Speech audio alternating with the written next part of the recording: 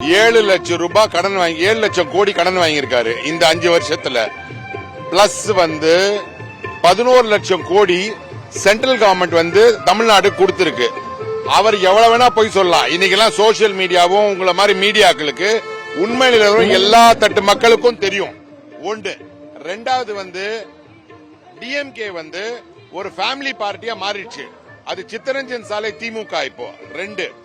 மூணாவது அவங்க anti national, anti India இந்த சென்டிமெண்ட்லயே தான் அவங்க பார்ட்டிய பல ஆண்டுகளாக ஓடிட்டு இருக்காங்க. இந்த ஆன்டி இந்தியா, ஆன்டி நேஷனல் கான்செப்டை விடணும். எல்லா ஸ்டேட்டுக்கும் அவங்களுக்கு வேண்டிய பணத்தை எப்படி வரணுமோ அப்படி கொண்டு போய் தான் கவர்மெண்ட் ஆஃப் இந்தியா கொடுக்கறாங்க. கவர்மெண்ட் ஆஃப் இந்தியாவுக்கு எப்படி நம்ம தமிழ்நாட்டில் இருக்கிற ஒவ்வொரு டிஸ்ட்ரிக்ட்டுக்குமே ஒரு சீஃப் மினிஸ்டருக்கு இம்பார்ட்டன்ட்டோ அந்த மாதிரி ஒவ்வொரு ஸ்டேட்டுமே எங்க பாரத பிரதமருக்கு இம்பார்ட்டன்ட். தமிழ் மேலையும் தமிழ்நாட்டு மேலையும் அதிகப்பட்டிருக்கு எங்க பாரத பிரதமர். கண்டிப்பா பணம் கொடுத்துட்டு இருக்காரு. இவர் பொய்யும் புனை சுருட்டும் சொல்லிட்டு இருக்காரு. எல்லா மாநிலமும் அடாப்ட் பண்ண அந்த சம்ஸ்கிருங்கிற எஜுகேஷன் பாலிசிய தமிழ்நாடும் அடாப்ட் பண்ணணும். அடாப்ட் பண்ணா ஆட்டோமேட்டிக்கா அதுக்கான பணம் வரும்.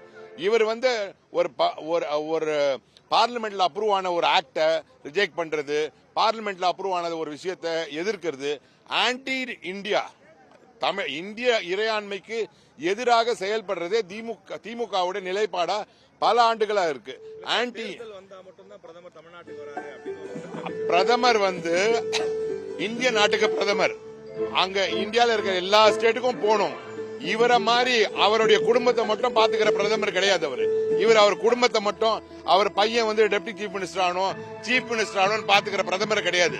இவர் குடும்பத்துக்கான கருணாநிதி என் சன்ஸோடைய நிறுவனர். இவர் அவ்வளவுதானே ஒழிய இவர் பிரைம் மினிஸ்டர், சீஃப் மினிஸ்டர் எல்லாம் கிடையாது. கருணாநிதி என் சன்ஸுக்காக இவர் உழைக்கிறாரு. இந்திய நாட்டுக்காக பிரதமர் உழைக்கிறாரு. அது பயங்கர தாம்பரத்திலிருந்து மக்கள் சாரையா வந்துட்டு இருக்காங்க. அதனால பெரிய லெவல்ல இது மாட்டு. தமிழ்நாட்டில் இருக்கிற என்டிஏ கூட்டணி, அதிமுக தலைமையிலான இந்த கூட்டணிக்கு இன்னைக்கு மதுராந்தகத்தில் பாரத பிரதமர் திரு நரேந்திர மோடிஜி அவர்கள் கலந்துகிற இந்த நிகழ்வானது தமிழ்நாட்டோட அரசியல் களத்தில் ஒரு பெரிய மாற்றத்தையும் புரட்சியும் ஏற்படுத்தும். எந்த மாற்று கருத்தும் கிடையாது. இப்ப திமுக காரங்களுக்கெல்லாம் முழுசா பயம் வந்துடுச்சு. இங்க நடக்கக்கூடிய இந்த மீட்டிங்ல பாத்தீங்கன்னாக்கா என்டிஏ கூட்டணியில் இருக்கிற அனைத்து கூட்டணி கட்சி தலைவர்களும் இன்னைக்கு ஒரே மேடையில ஏற இந்த நிகழ்வானது தமிழ்நாட்டு அரசியல் களத்தில் இப்ப எல்லா கட்சிகளும் இந்த மதுராந்தகத்தை நோக்கி, இந்த மீட்டிங்கை நோக்கி அவங்களோட பார்வை பூரா இங்கதான் இருக்குது. இது இன்னைக்கு ஒரு பெரிய மாற்றத்தை ஏற்படுத்தும். தமிழக அரசியல் களத்தில் ஒரு பெரிய அரசியல் புயலை ஏற்படுத்தும்ன்றதுல எந்த மாற்று கருத்தும் கிடையாது. வரப்போற இந்த சட்டமன்ற தேர்தல் 2026 சட்டமன்ற தேர்தலில் என்டிஏ கூட்டணி, அதிமுக தலைமையிலான இந்த என்டிஏ கூட்டணின்றது மிகப்பெரிய வெற்றி பிடிச்சு பெரும்பான்மையோட ஆட்சி அமைக்கிறதுல எந்த ஒரு மாற்று கருத்தும் கிடையாது. அது மட்டும் இல்லைங்க, இப்ப எடப்பாடியார் முதல் தவணையாக நலத்திட்டத்தை அறிவிச்சாரு. அதுல பாத்தீங்கன்னாக்கா 2000 ரூபாய் மகளிருக்கு மாசம் தரதாவும், ஆண்களுக்கு இலவச பேருந்துல ஏற்கனவே மகளிர்கள் பயன்படுத்தி இருக்கிற இலவச பேருந்துல ஆண்களுக்கும் இலவசம். அதுக்கப்புறம் 5 லட்சம் மகளிர்களுக்கு மானிய விலையில ஸ்கூட்டி கொடுக்கறதா. இந்த திட்டம் பாத்தீங்கன்னா நகரப்புறத்தை தாண்டி கிராமப்புறத்திலயும் மக்கள் மனசுல நீங்க இடம் பிடிச்சிருக்கு. காரணம் என்னன்னு கேட்டீங்கன்னாக்கா, திமுக ஆட்சியில திட்டத்தை சொல்றதோடு சரி, ஆனா செயல்படுத்த மாட்டாங்க. அதிமுக ஆட்சியில சொல்ற திட்டத்தை அனைத்தையும் செயல்படுத்துவாங்க. செயல்படுத்த முடிஞ்ச திட்டத்தை மட்டும்தான் சொல்லுவாங்க. அந்த அடிப்படையில இன்னைக்கு 2000 ரூபாய் மாதம் உரிமை தொகை மகளிருக்கு கொடுக்குறேன்னு சொல்லியிருக்காரு. ஏற்கனவே நம்ம ஆட்சியில் இருக்கும் போது அதை கொடுக்கறதுக்கு அமுல்படுத்தியிருந்தோம். இடைப்பட்ட நேரத்தில் ஆட்சி இழப்பு வந்ததுனால நம்மளால கொடுக்க முடியாம போச்சு. ஆனா அந்த திட்டத்துக்கான செயல்படுத்த இப்ப வரப்போற 2026 ஆட்சி அமைச்ச உடனே கொடுக்குறோன்னு சொல்லிட்டு உறுதியளிச்சிருக்காரு.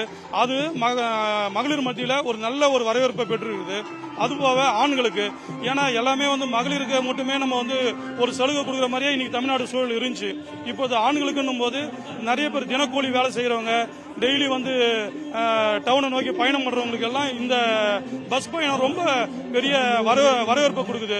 ஒரு நாளைக்கு ஒரு 50 ரூபா செலவு பண்றவங்களுக்கு மாசம் ஒரு 1500 ரூபாய் இதுல வந்து ஒரு பெரிய அவங்களுக்கு வந்து ஒரு சேவிங்ஸ் கிடைக்கும். இதனால அவங்களோட செலவு வந்து கட்டுப்படுத்த முடியும். அது போக மகளிருக்கு வந்து ஸ்கூட்டி தரேன்னு சொல்லியிருக்காங்க, இலவச ஸ்கூட்டி மானிய விலையில. இந்த ஸ்கூட்டி மானிய விலையில கொடுக்குற ஸ்கூட்டி வந்து ஏற்கனவே ஐயா எடப்பாடியார் தலைமையில் ஆட்சியில் இருக்கும் போதே வந்து அமல்படுத்தினாங்க. அதுக்கப்புறம் ஆட்சி மாற்றம் வந்ததுனால இது அப்படியே கடவுள போட்டது. இந்த திட்டத்தை புத்துயிர் கொடுத்து 5 லட்சம் பேருக்கு கொடுக்குறது ஒரு மிகப்பெரிய வரவேற்பு. வேலைக்கு போற பெண்கள் மத்தியில் இது ஒரு பெரிய தாக்கத்தை ஏற்படுத்தி இருக்குது. இதனால வந்து நாங்க இப்ப திருவண்ணாமலையிலிருந்து வரோம். இந்த அறிவிப்பு கொடுத்த நாள்ல இருந்து எப்ப எலெக்ஷன் வரும், எலெக்ஷன்ல வந்து எடப்பாடியாரை எப்ப தேர்ந்தெடுக்கிறோம்னு மக்கள் ரொம்ப ஆர்வமா இருக்கிறாங்க. கண்டிப்பா அந்த 2026 அதிமுக தலைமையிலான என்டிஏ கூட்டணிக்கு தான் அப்படின்றதுல எந்த மாற்று கருத்துமே கிடையாது. அப்புறம் பட்டியலின மக்களுக்கு வந்து காங்கிரீட் வீடு கட்டி தரேன்னு சொல்லிட்டு ஒரு அறிவிப்பு கொடுத்திருக்காரு.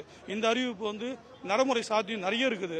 அவர் வந்து கொடுக்குற அறிவிப்பு எப்பயுமே சாத்தியக்கூறு ஆராய்ஞ்சு இது கொடுக்க முடியும், இந்த அறிவிப்பு கொடுத்தா கண்டிப்பா செயல்படுத்த முடியும்ன்ற அறிவிப்பு மட்டும் தான் கொடுப்பாங்க. திமுக மாதிரி தாந்தோணி போக்கில் எதனா ஒரு அறிவிப்பு கொடுத்துட்டு அப்புறம் நாங்க மத்தியில் வந்து எங்களோட கூட்டணி ஆட்சி அமைஞ்சா செய்யலாம்னு நினைச்சோம் அப்படின்னா பேச்சுனா கிடையாது.